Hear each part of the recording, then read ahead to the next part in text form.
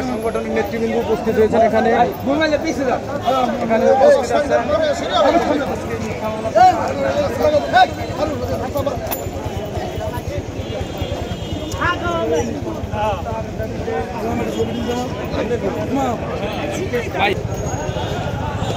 ভাই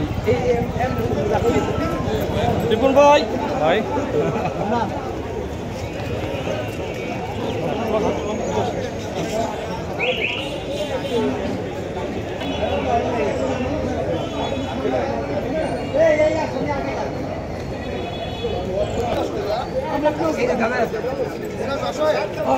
আছে আছে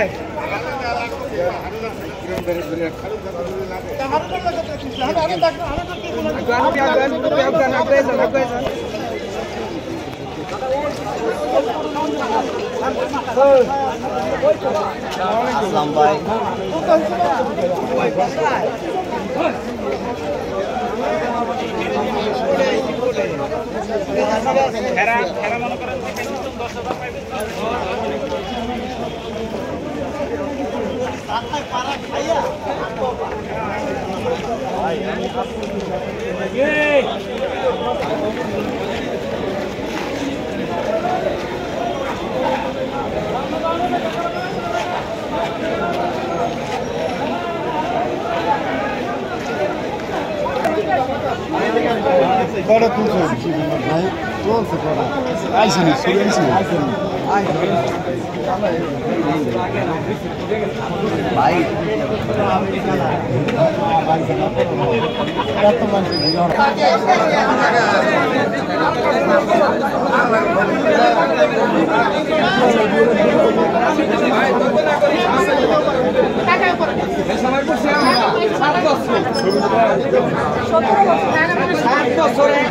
ভাই একটু বলেন আসামিগুলো অনেক ঢুকো পাবলিক যারা ছবি উঠাবি এরা এজলাসের ভিতরে ছবি নেওয়া যাবে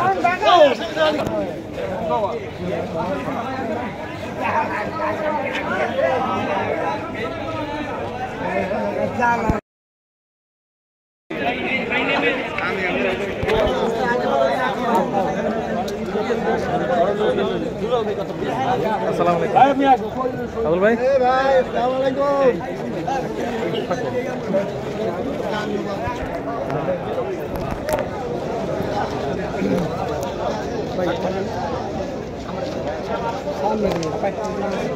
আপা ঢুকেন একটু থাই কেড়ে রে হ্যাঁ আমান ভাই মাঝখান দিয়ে ফাঁকা দিয়েন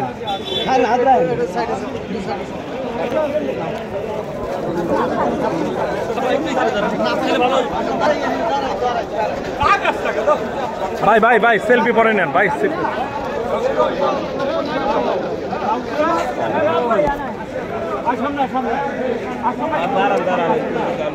ভাইয়ের আইনজীবীর কথা নিতে হবে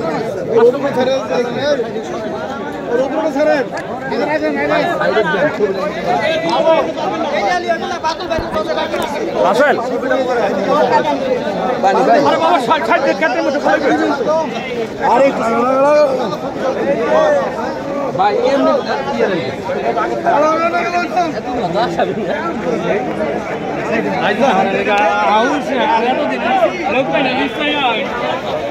ভাই বাইরে আইনজীবী কি আপনি কথা কার নিব আইনজীবীর কথা লাগবে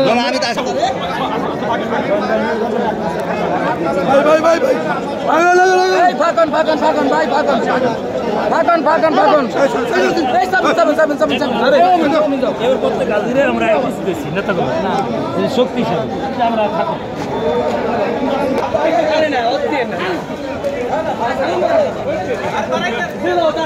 সালাম ভাই এই যে এই নেতাকে সরান একটু সামনে তা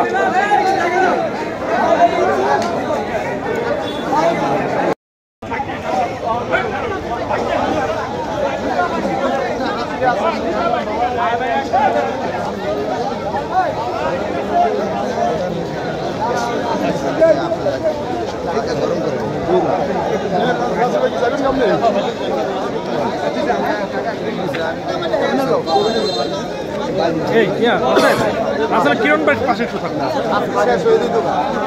ভাই একটু সামন একটু ভাই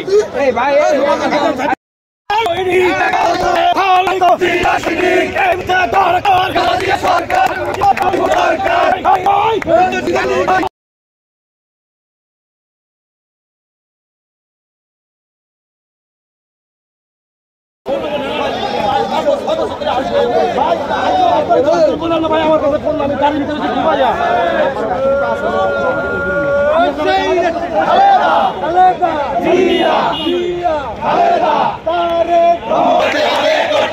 হসপিটালের লাইসেন্স হসপিটালের লাইসেন্স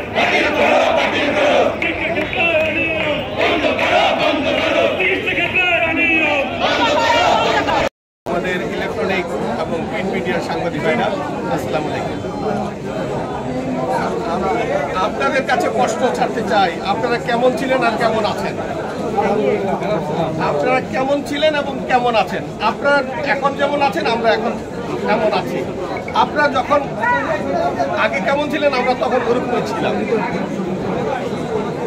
আসলে আগের দিনটা তত ভালো ছিল না এখন আমরা জানি আপনারা একটা দলের পক্ষে না লিখলে আপনারা শহরে বাস করতে পারতেন না। ইহা আপনারা এখনো সত্য লেখা উচিত। আপনারা মিথ্যা লিখেছেন।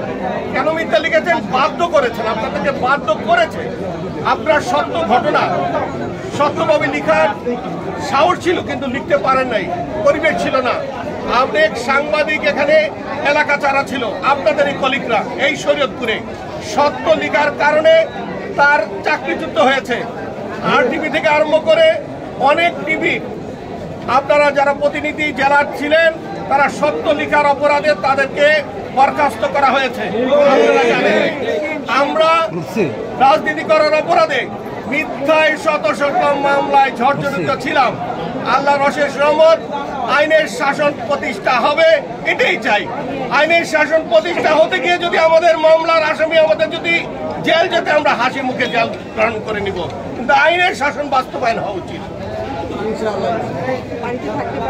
আজিজুল, আমাদের যে মামলাগুলি দেওয়া হয়েছে সেগুলো আসলে মিথ্যা মামলা। সেটা জোরপূর্বক এই স্বৈরাচারী সরকার, অগণতান্ত্রিক সরকার, বাক স্বাধীনতা কেড়ে নেওয়ার সরকার আমাদেরকে এই মামলাগুলি দিয়েছে, যেটা অযৌক্তিকভাবে সেটা আজকে বাদী প্রমাণ করে দিয়েছে। বাদী নিজেই এসেছিল, সে বলেছে যে আমাকে এটা জোর করে আমাকে দিয়ে করানো হয়েছে এবং তাদের বিরুদ্ধে কোনো অভিযোগ নেই। আসলে আমাকে এটা জোর করে দিয়ে আমাকে এই মামলাটা করানো হয়েছে।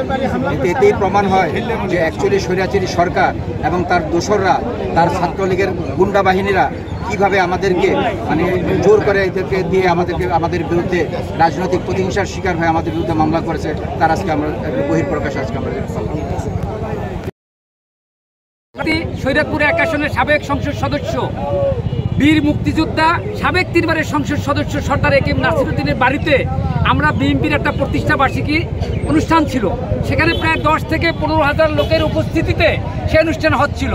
তৎকালীন সরকারের গুন্ডা বাহিনী আমাদের সেই বাড়িতে যে আক্রমণ করছে, বোম ফুটাইছে। আমাদের পালং থানার বর্তমান যে সাধারণ সম্পাদক তিনিও সেই মামলা তখন তাকে আহত করা হয়েছে। এমনিভাবে বিএনপির টিপু মাতবর তিনি আহত হয়েছেন। এমনিভাবে বিএনপির অনেকেই সেদিন কিন্তু নেতাকর্মীরা, যুবদল, ছাত্রদল, স্বেচ্ছাসেবক নেতা এবং সভাপতির নেতৃত্বে তাকেও আক্রমণ করা হয়েছিল শান্তিপূর্ণ সেই সমাবেশে।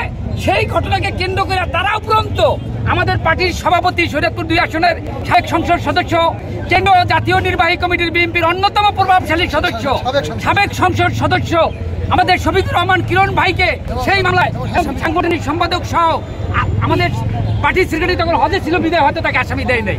এমনিভাবে পার্টির সমস্ত স্তরের নেতাকর্মী, ছাত্রদল, মূল দল, এমনকি মামলার এজাহারে লেখা ছিল ইউনিয়ন ছাত্রদল, উপজেলা ছাত্রদল, কলেজ শাখার ছাত্রদল, বিভিন্ন ওয়ার্ড কর্মীদের মামলা নামে আমরা এই ঘটনার তীব্র নিন্দা জানাই। ইনশাআল্লাহ আইনি প্রক্রিয়ার মাধ্যমে আমরা